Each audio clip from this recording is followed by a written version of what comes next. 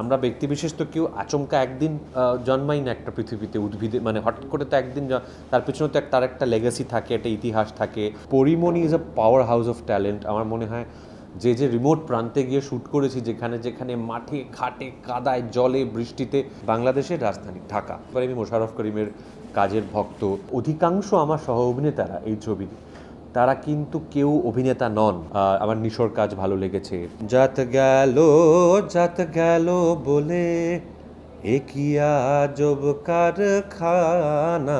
আমার যে জন্মদিনের দিন ঢাকা আসা হবে, এটা আমার প্রথমে ঠিক ছিল না। মূলত যে কারণে আমার এইবারে ঢাকা আসা, 27 তারিখ কলকাতার জন্মদিনের দিন কলকাতার ছেড়ে যদি অন্য কোনো শহরে থাকতে ভালো লাগার কারণ থাকে, সেটা ঢাকাই হবে। সেটা তার কারণ এটা এই শহরের সঙ্গে আমার নারীর বা আত্মিক যোগাযোগ। আপনি বললেন যে আজব কারখানায় আমাকে একজন রকস্টারের চরিত্র দেখা যাবে। হ্যাঁ, ঠিক। আবার পুরোটা ঠিকও নয়। তার কারণটা হচ্ছে যে এই রকস্টারের একটা জার্নি আছে এই ছবি জুড়ে। যে জার্নির মধ্যে দিয়ে তিনি কোথাও একটা আমাদের বাংলার যে শিকড়ের যে গান বাজনাগুলি, তার সঙ্গে তার পরিচয় ঘটে। এই কথাটা ঠিক যে আজব কারখানাতে যে ধরনের গান বাজনা নিয়ে আমরা যে অন্বেষণটা করার চেষ্টা করেছি, সেইটা হয়তো হট করে 5টা ছবিতে থাকে না। যে গান বাজনাগুলো নিয়ে চর্চা আজব কারখানায় আমরা দেখব, আমরা যে মানুষ, বাঙালি হিসেবে আমরা যে মানুষ, যে ব্যক্তিবিশেষ, আমরা ব্যক্তিবিশেষ তো কেউ আচমকা একদিন জন্মাই না একটা পৃথিবীতে, উদ্ভিদে মানে হট করে তো একদিন তার পিছনে তো তার একটা লেগাসি থাকে, একটা ইতিহাস থাকে, আমাদের সমাজের একটা এভলিউশন থাকে। তো সেই সবটার থেকেই কিন্তু আমরা জন্মাই। একটা জায়গা আছে, একটা খুবই গুরুত্বপূর্ণ একটা জায়গা আছে ছবিটির।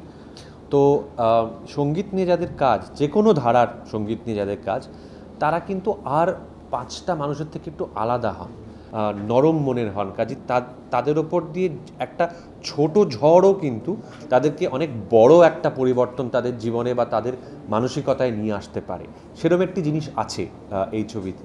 সেইটা একটা চ্যালেঞ্জ হয়েছিল, যে চ্যালেঞ্জটা আমি একজন অভিনেতা হিসেবে এনজয় করেছি। যার কারণ এই চ্যালেঞ্জগুলোর জন্যেই তো আমরা এই কাজটা করি। চ্যালেঞ্জ, আমারই মতো দেখতে, আমারই মতো ঘুরে বেড়ায়, আমারই মতো কথা বলে, এরম চরিত্র যদি দিনের পর দিন ধরে করে যায়, তাহলে তো সেটার তো আর কোনো মানে, একটা পয়েন্টের পর সেটা আর যথেষ্ট উত্তেজিত বা যথেষ্ট অনুপ্রাণিত করে না। যে রিমোট প্রান্তে গিয়ে শ্যুট করেছি, যেখানে যেখানে মাঠে ঘাটে কাদায় জলে বৃষ্টিতে।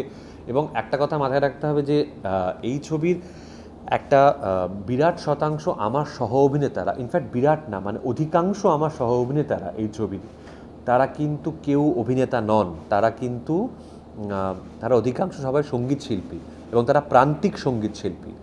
সেই জন্য বলবো যে এটা খুব বিশেষ একটি অভিজ্ঞতা এই ছবিটি শ্যুট করা আমার জন্য। নিয়মিত দেখি বাংলাদেশের ছবি, সেই কারণেই বলছি। এটা কল্পনাই করা যায় না যে হাওয়া যে পরিমাণ সাফল্য পেয়েছে, সুড়ঙ্গ যে পরিমাণ সাফল্য পেয়েছে, এই মুহূর্তে তুফান যে পরিমাণ সাফল্য পাচ্ছে, সেইটা কিন্তু আমি বলবো যে সেই সমর্থনটা বাংলাদেশের দর্শক ভীষণভাবে বাংলাদেশের বাণিজ্যিক ছবিকে দিচ্ছেন। এবং সেটার জন্য বাংলাদেশের নির্মাতাদের তাদের প্রতি কৃতজ্ঞ থাকা উচিত। এবং আমার তরফ থেকে বাংলাদেশের দর্শককে অভিনন্দন তার জন্য।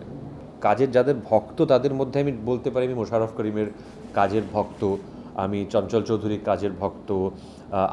আমার সমবয়সী মোটামুটি যারা, তাদের মধ্যে আমি দেখেছি যে আমার নিশোর কাজ ভালো লেগেছে, অপূর্বর কাজ ভালো লাগে, জয়ার সঙ্গে একটা আমাদের ভীষণই ভালো সুসম্পর্ক আছে। জয়া দুদিকেই এত যে পরিমাণে কাজ করেন, সেই কারণে আমার মনে হয় যে এটা বাংলাদেশি মিডিয়া, প্লিজ এটা ভুলভাবে লিখবেন না। এটা আমি আপনাদের সকল কাছে আমার মানে করজোড়ে অনুরোধ। এটা হচ্ছে, আমার মনে হয় যে Pori Moni is a power house of talent. আমার মনে হয় ওনাকে যদি আরেকটু ভালো করে ব্যবহার করা যায়, she will be fantastic, I think. মানে আমি যেটুকু ওনার কাজ দেখেছি, আমার মনে হচ্ছে she is absolutely fantastic. And মানে আমি মুখিয়ে থাকবো ওনাকে মানে আরও মানে ওনার কাছ থেকে আরও ডিমান্ড করা হয় এমন কোনো ভূমিকায় ওনাকে ডাকবার জন্য।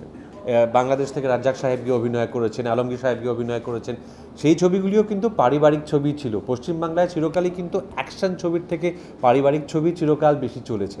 বাংলাদেশ থেকে আমি যে পরিমাণ শুভেচ্ছা পাই, সেটা অভূতপূর্ব, সেটা ভাবা যায় না। আর আমি যেখানে এখানে বসে আছি, সেই জায়গাটি একটি স্বাধীন রাষ্ট্রের রাজধানী, বাংলাদেশের রাজধানী ঢাকা শহরটাকে আমার তৃতীয় ঘর বা তৃতীয় বাড়ি বা বাসা বলি। প্রথমটা যদি কলকাতা হয়, দ্বিতীয়টা কর্মসূত্রে মুম্বাই, তৃতীয়টি নিঃসন্দেহে ঢাকা। আজকে যে ছবির প্রচারের কাজে আমরা এখানে আছি, সেই ছবির প্রেক্ষিতে আমি এই গানটি গাওয়ার চেষ্টা করব। 2 লাইনই গাইবো, তার বেশি আমার জানা নেই গানটি অ্যাকচুয়ালি, তার কারণ আমি যে কথাগুলো বললাম সেই কথাগুলোর ক্ষেত্রেও এই গানটি আমার মনে হয় ইম্পর্টেন্ট। ভুল ত্রুটি হলে মাফ করে দেবেন সকলে নিজ গুণে। যাত গেল বলে এ কি আজব কারখানা, যাত গেল বলে